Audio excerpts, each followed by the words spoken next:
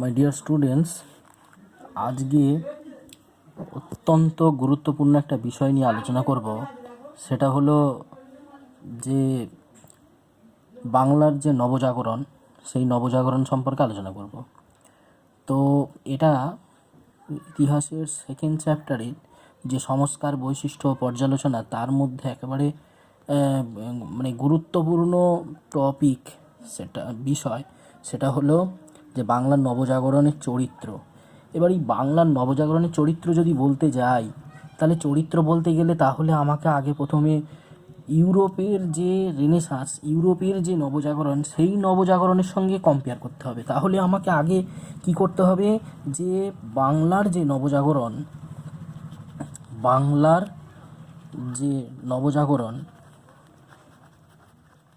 সেই নবজাগরণ সম্পর্কে বলতে গেলে আগে কিন্তু ইউরোপের নবজাগরণের কথা বলতে হবে।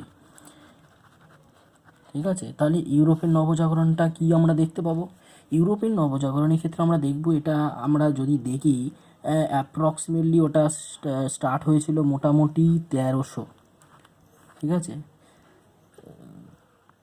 মানে ওই ত্রয়োদশ শতাব্দী যেটা হচ্ছে, তাহলে 1300 থেকে 1600 এই সময়কাল থেকে শুরু হচ্ছে ইউরোপের যে রেনেসাঁস। তো এখানে হচ্ছে কি 16 সেঞ্চুরির মধ্যভাগ অবধি এটা কিন্তু হচ্ছে ইউরোপের রেনেসাঁসের ক্ষেত্রে আমরা এটা একটা পর্যায়ে দেখতে পাই। এই সময় এটা হয়েছিল। এছাড়া এটা কোন শহরের মধ্যে হয়েছিল? এটা হচ্ছে ফ্লোরেন্স। ঠিক আছে, ফ্লোরেন্সের মধ্যে এটা, এই যে নবজাগরণটা সীমিত ছিল। এটা হচ্ছে ইউরোপের নবজাগরণ। বাংলার নবজাগরণ যেরকম কলকাতায় ছিল, ইউরোপের নবজাগরণ কিন্তু ফ্লোরেন্সে ছিল। ঠিক আছে, এটা আমি যদি কম্পেয়ার করি, এটা পরে আলোচনা করতে গিয়ে দেখব, সেটা আমি পরে বলছি। তাহলে এখন আমাকে আগে জানতে হবে যে বাংলার যে নবজাগরণ, সেই বাংলার নবজাগরণের চরিত্র সম্পর্কে বলতে গেলে আমাকে প্রথমে দেখতে হবে যে ভারতবর্ষে কি হয়েছিল না, ভারতবর্ষে ঔপনিবেশিক শাসন মানে ব্রিটিশরা। তাহলে ব্রিটিশরা যখন ভারতবর্ষে কর্তৃত্ব করলো, তাহলে একটা পাশ্চাত্যের শিক্ষার বিস্তার ঘটলো এখানে ইন্ডিয়াতে। তাহলে ভারতবর্ষে যখন ব্রিটিশরা এলো, তাহলে ব্রিটিশরা ভারতবর্ষে আসার ফলে একটা উপনিবেশিক শিক্ষার বিস্তার ঘটেছিল, এবং তাহলে উপনিবেশিক শিক্ষার যদি বিস্তার ঘটে, মানে ইংরাজি শিক্ষার বিস্তার যদি ঘটে, তাহলে এখানকার মানুষের মধ্যে একটা যুক্তিবাদী মানসিকতা তৈরি হবে এবং প্রগতিশীল মানসিকতা তৈরি হবে। তো সেটাই এখানে বলছি। তাহলে ব্রিটিশরা ভারতবর্ষে আসার ফলে একটা উপনিবেশিক ভাবনা বা বৌদ্ধিক জগতে একটা বিপ্লব ঘটে গেছিল, এটাও আমরা বলতে পারি। সেই জন্য তো এর আগে আমি আর একটা কথা বলবো, সেই জন্য সুমিত সরকার, ঠিক আছে, তাহলে সুমিত সরকার ইনি বলছেন কিন্তু এই যে সোশ্যাল রিফরমেশনগুলো ঘটেছিল বিভিন্ন বাংলার নবজাগরণের ক্ষেত্রে, যেটা বলি যে বিভিন্ন সোশ্যাল রিফরমেশন, বিভিন্ন বৌদ্ধিক জগতের বিপ্লব ঘটেছিল, শিল্পকলার ক্ষেত্রে যে বিপ্লব ঘটেছিল, এর সঙ্গে কিন্তু বাংলার নবজাগরণের সম্পর্ক সম্পূর্ণ এক। ঠিক আছে, তো এখানে এইগুলো কিন্তু আমরা এই সোশ্যাল রিফরমেশনের ক্ষেত্রে দেখব। এখানে তাহলে সুমিত সরকার কি বলছেন? সুমিত সরকার বলছেন যে একটা সোশ্যাল রিফরমেশন কিন্তু ছিল। ঠিক আছে, তাহলে একটা সামাজিক সংস্কার এইসবের কথা কিন্তু ইনি বলেছেন। এছাড়া আর একজন রিসেন্ট হিস্টোরিয়ান, তার নাম হচ্ছে কি নীতিশ সেনগুপ্ত। ঠিক আছে, নীতিশ সেনগুপ্ত কি বলছেন? নীতিশ সেনগুপ্ত বলছেন describes the Bengal Renaissance as taking place from রাজা রামমোহন রায়। তার মানে কি, এই রাজা রামমোহন রায়ের সময়কাল থেকে কিন্তু একটা পর্যায়ে কিন্তু আমরা এখান থেকে দেখতে পাচ্ছি যে বাংলার নবজাগরণ একটা পর্যায়। ঠিক আছে, আর কি দেখতে পাবো, এই যে বাংলার যে রেনেসাঁস, আমরা তো ইউরোপের রেনেসাঁসের ক্ষেত্রে এই যে সালটা দেখলাম, ইউরোপের রেনেসাঁসের ক্ষেত্রে যে 1300 থেকে 1600 এরকম মধ্যভাগে, তো তাহলে বাংলার যে রেনেসাঁস, তাহলে বাংলা রেনেসাঁসের ক্ষেত্রে আমরা কি বলবো, ফ্রম দ্য 19th সেঞ্চুরি, মানে ওই ঊনবিংশ শতাব্দী থেকে আমরা দেখতে পাবো কি nineteenth century to the early 20th century dominated by Bengalis. ঠিক আছে, তাহলে এখানে সেটাই আমরা বলবো। তাহলে এটা কি বোঝা গেল? তাহলে এখানে কি বলবো যে 19th century,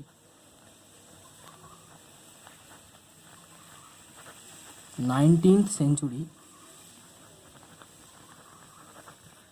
to the early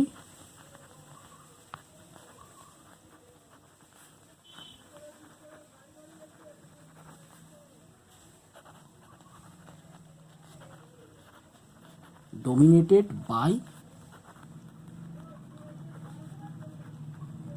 Bengalis.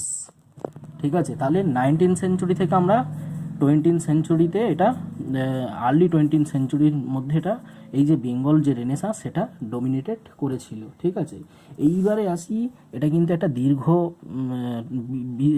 বিষয়।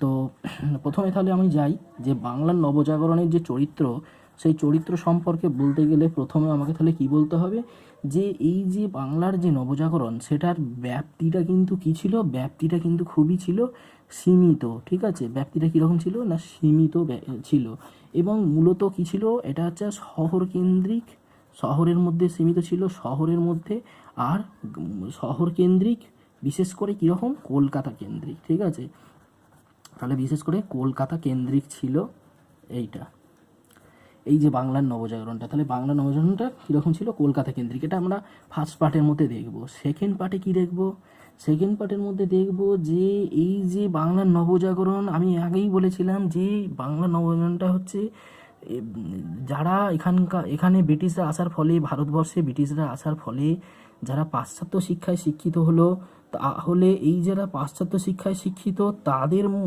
মধ্যেই কিন্তু এই যে বাংলার যে নবজাগরণ সেটা কিন্তু লিমিটেড ছিল, সেটা কিন্তু সীমিত ছিল। ঠিক আছে, তাহলে বাংলার শিক্ষিত সমাজের মধ্যে কিন্তু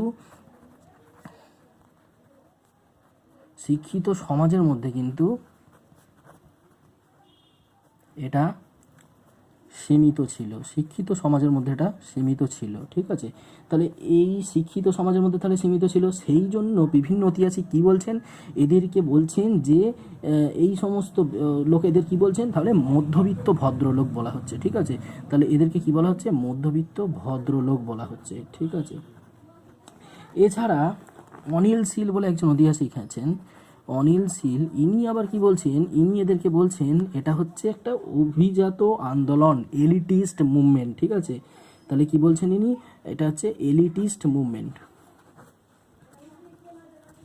এলিটিস্ট আন্দোলন। ঠিক আছে, এটা যেন মনে থাকে।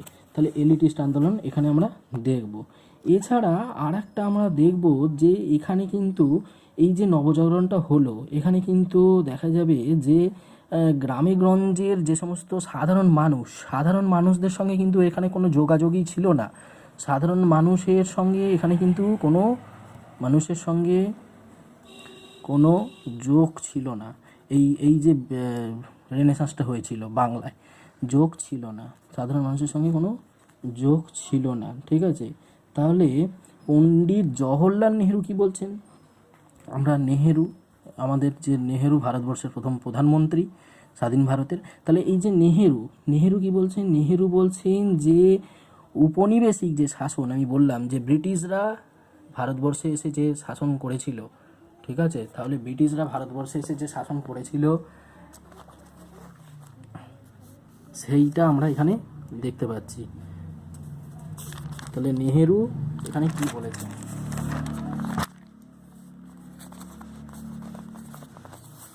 তাহলে নেহেরু এখানে কি বলেছেন, নেহেরু বলেছেন যে যারা ওই উপনিবেশিক শাসনে শিক্ষিত দীক্ষিত তারাই কিন্তু এই উচ্চবর্গের হিন্দুদের ওপরই কিন্তু প্রতিফলিত হয়েছিল এই যে নবজাগরণটা। ঠিক আছে, তাহলে উচ্চবর্গের হিন্দুদের ওপরই কিন্তু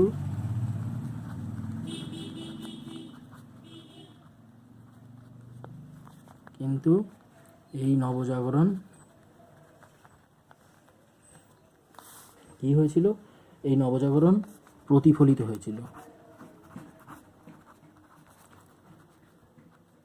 ঠিক আছে। আচ্ছা, এখানে আর একটা ব্যাপার দেখব, এই যে যদুনাথ সরকার ইনি কি বলছেন, ইনি বলছেন যে এই যে ইংরেজদের দেয়া একটা বড় উপহার হচ্ছে, তাহলে যদুনাথ সরকার কি বলছেন,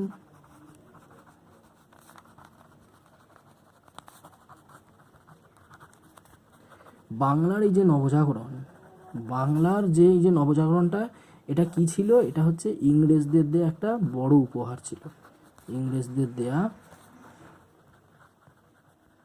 বড় উপহার। এখন ব্যাপার হলো এইখানে আর একটা ব্যাপার দেখবো আমরা, এখানে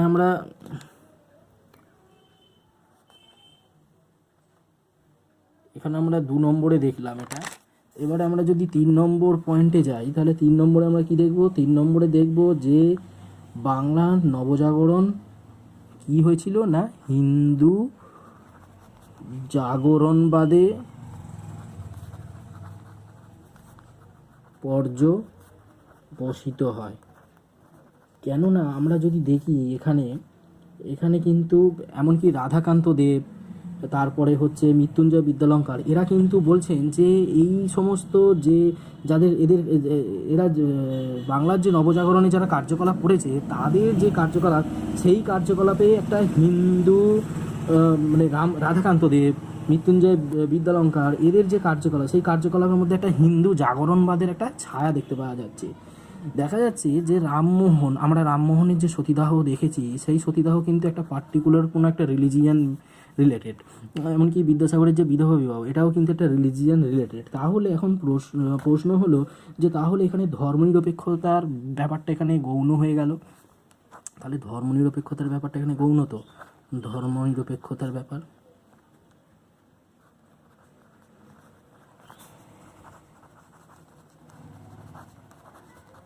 তাহলে এখানে তাহলে আমরা কি বললাম যে রামমোহনের যে সতীদাহ প্রথা একটা পার্টিকুলার কোনো একটা রিলিজিয়ানকে নিয়ে, এবং তাহলে আর একটা হচ্ছে বিদ্যাসাগরের যে বিধবা বিবাহ, সেখানেও কিন্তু একটা পার্টিকুলার কোনো রিলিজিয়ানকে নিয়ে। তাহলে সেক্ষেত্রে ধর্মনিরপেক্ষতার ব্যাপারটা এখানে গৌণ স্থান পেল, তো সেটাই বলা হলো। এরপরে আমরা দেখব যে 19 শতকের যে নবজাগরণ, সেটা কিন্তু দুটো ধারায় প্রবাহিত হয়েছিল, দুটি ধারা। ঠিক আছে, তাহলে দুটো ধারায় প্রবাহিত হয়েছিল। 1 নম্বরে যদি যাই, সেটা হবে কি প্রাচ্যের যারা পুনরুজ্জীবন করতে চাইছিল, পুনরুজ্জীবনবাদী আন্দোলন যেটা, তাহলে প্রাচ্য পুনরুজ্জীবন। ঠিক আছে, তাহলে প্রাচ্য জীবনবাদী, তাহলে প্রাচ্য পুনরুজ্জীবনবাদী ধারা। আর একটা হচ্ছে কি, আর একটা হচ্ছে পাশ্চাত্য যুক্তিবাদী ধারা, পাশ্চাত্য যুক্তিবাদী ধারা। তাহলে এখন ব্যাপার হলো প্রাচ্যবাদের কারা নেতৃত্ব দিয়েছিল, প্রাচ্যবাদের নেতৃত্ব দিয়েছিল হচ্ছে যারা সনাতনপন্থী প্রগতিশীল মানসিকতার যারা ব্যক্তিরা, তারাই কিন্তু এই প্রাচ্যবাদের নেতৃত্ব দিয়েছিল, প্রাচ্যর পুনরুজ্জীবনবাদী ধারার যে জাগরণ, সেই জাগরণের নেতৃত্ব দিয়েছিল। কিন্তু এখন ব্যাপার হলো এদের মধ্যে বিখ্যাত লোক, আমরা এই প্রাচ্যের পুনরুজ্জীবনবাদী লোকের মধ্যে আমরা দেখব কাকে, দেখব হচ্ছে রাধাকান্ত দেবকে। ঠিক আছে, তাহলে রাধাকান্ত দেবকে দেখব, হরিশ্চন্দ্র মুখার্জিকে দেখব, হরিশ্চন্দ্র মুখোপাধ্যায়। তাহলে এরা হচ্ছে কিন্তু ওই প্রাচ্য পুনরুজ্জীবনবাদের লোক। এবং পাশ্চাত্য পুনরুজ্জীবনবাদের তাহলে কারা লোক, পাশ্চাত্য পুনরুজ্জীবনের আমরা এখানে দেখব যে রাজা রামমোহন রায়, এরা কি করেছিল, এরা করেছিল কি যে তাহলে প্রাচ্য পুনরুজ্জীবনবাদী বলতে আমরা কাদের দেখব, যারা ওই ইংরাজি শিক্ষায় শিক্ষিত হলো, আমরা তো আগেই বলেছিলাম এইখানে, এই যে তাহলে ব্রিটিশরা যখন ভারতে এলো, ভারতে আসার পর যারা ইংরাজি শিক্ষায় শিক্ষিত হলো, তাহলে এখন ব্যাপার হলো কি, রাজা রামমোহন রায় কি করলেন, রাজা রামমোহন রায় এরা কি করলেন, এরা কিন্তু প্রাচ্যের যে বিষয় এবং পাশ্চাত্যের যে মহৎ বিষয়, তাহলে প্রাচ্যের যে মহৎ বিষয়, এখানের যে মহৎ বিষয়গুলো এবং পাশ্চাত্যের যে মহৎ বিষয়গুলো, সেই বিষয়গুলোর মধ্যে সমন্বয় করেছিলেন। ঠিক আছে, সমন্বয় করে সাংস্কৃতিক ক্ষেত্রে একটা অগ্রগতি ঘটিয়েছিলেন, সেটাই কিন্তু হচ্ছে সেটা করতে চেয়েছিলেন। ঠিক আছে, এইবারে আমরা যদি বিতর্কে এসে যাই, এটা একটা বিতর্কমূলক একটা ব্যাপার, যেটা হচ্ছে কি অনেকে কিন্তু এই যে যদুনাথ সরকারের কথা বললাম আগেই, এই যে যদুনাথ সরকার, এই যে যদুনাথ সরকার ইনি কিন্তু এই যে বাংলার যে নবজাগরণ, সেই নবজাগরণকে নবজাগরণ বলা যায় কি না সেটাকে নিয়ে তাহলে একটা বিতর্ক রয়ে গেছে। যেমন আমরা যদি দেখি যে যদুনাথ সরকার, সুশোভন সরকার, এরা কিন্তু বাংলার নবজাগরণকে নবজাগরণ বলেছেন। তাহলে যদুনাথ সরকার বলছেন, তার একটা বই আছে হিস্ট্রি অফ বেঙ্গল,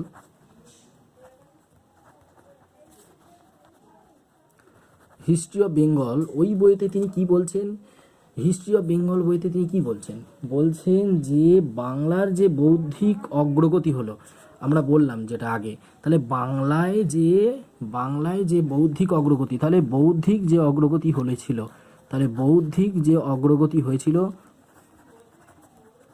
বৌদ্ধিক অগ্রগতি, এটাকেই কিন্তু তিনি কি বলেছেন, এটাকেই কিন্তু তিনি নবজাগরণ বলেছেন। ঠিক আছে, এমনকি আমরা সুশোভন সরকারের নাম শুনেছি, তাহলে সুশোভন সরকার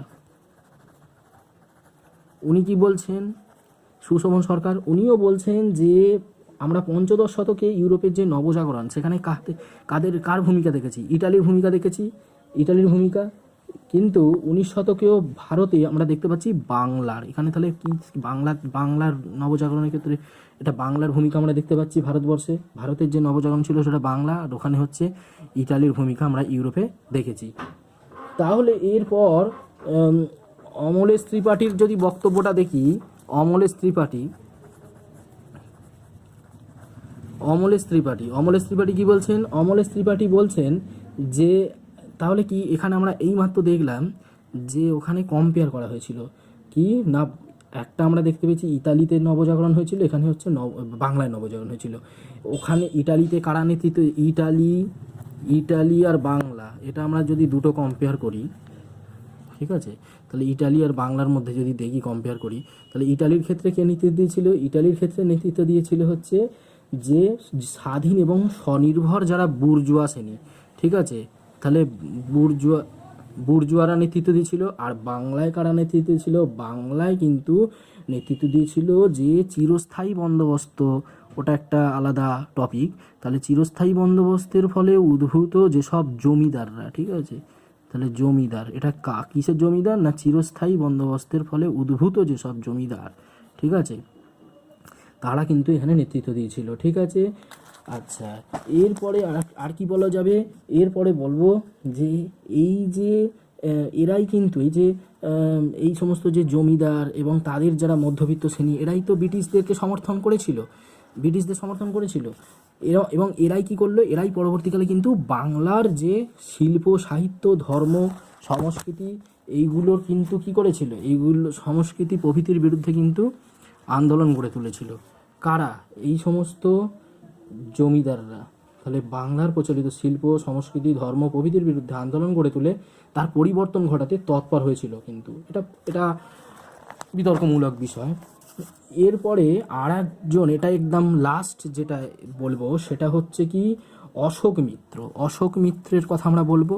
অশোক মিত্র, ইনি কি করেছেন, ইনি 1951 সালে একটা সেন্সাস রিপোর্ট তৈরি করেছিল, যে রিপোর্টে কি বলা হয়েছে যে এটা একটা তথাকথিত নবজাগরণ।